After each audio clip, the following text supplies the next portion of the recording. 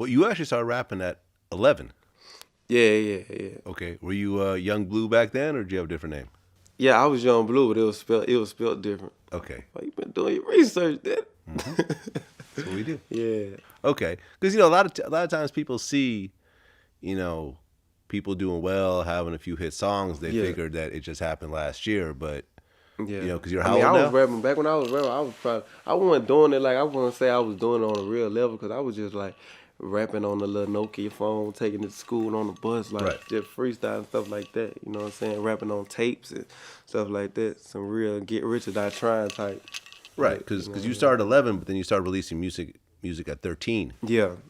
and then you got signed Drumma Drummer Boy when I Boy was at like 15, 15, 16. 16. Yeah. Yeah. Okay. So what happened to the whole Drumma Boy deal?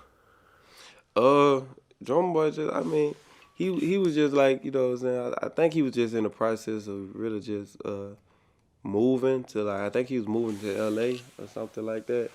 So we really just, I mean, just, I really can't even say what happened. I always say what I think happened, but I really can't even say what happened. I mean, I guess I just wasn't the right artist for him, or he ain't feel like, I could, do anything for him. So it just it just fell where it fell. But it ain't no beef with him or nothing like that. Okay. But you kept going. Yeah, You yeah, kept yeah. doing music. And now were you Yeah. always, because like when I listen to your stuff, it's rapping, but it's also singing. You know what I'm saying? Yeah.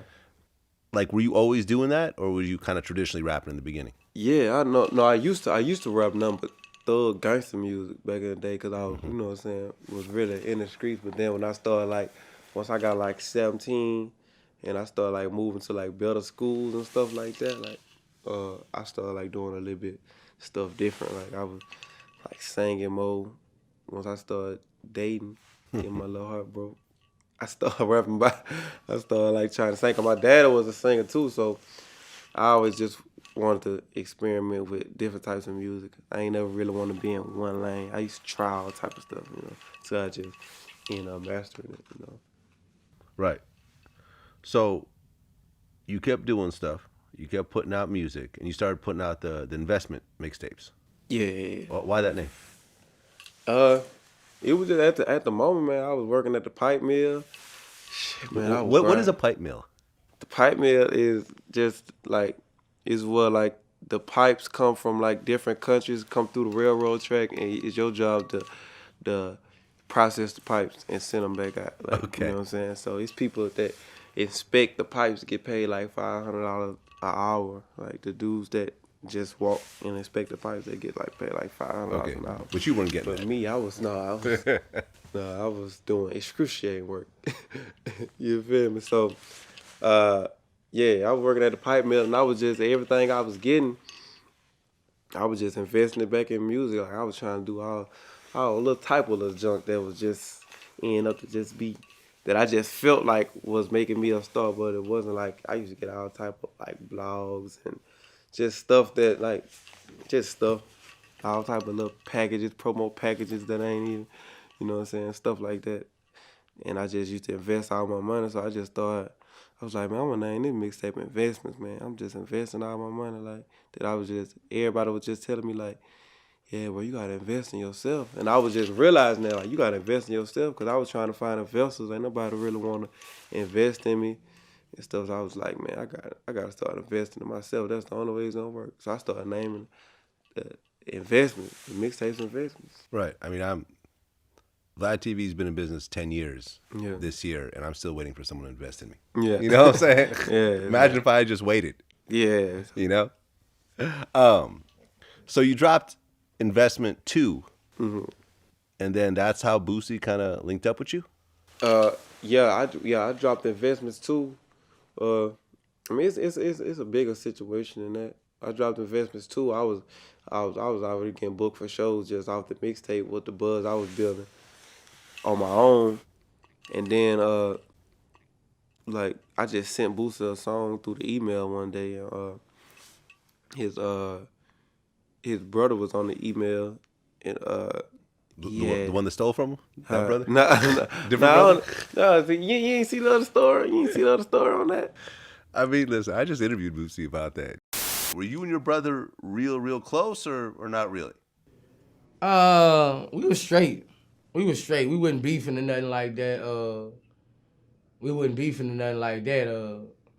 I ain't see him to have no reason to do nothing, Vlad. That's why it hurted me so bad. I ain't see him to have no reason to do nothing. You manager, etc. So I ain't see him to we ain't had no bad blood. Did you and him have a conversation after he was accused of it? Where you at, I'ma fuck you up. That was the only conversation we had. I was looking for him everywhere. That's the only conversation. That's the only conversation. I don't talk much, you hear me? That's the only conversation we had, me trying to hunt him down and find him. So you haven't seen him since? I seen him, but he got away, yeah.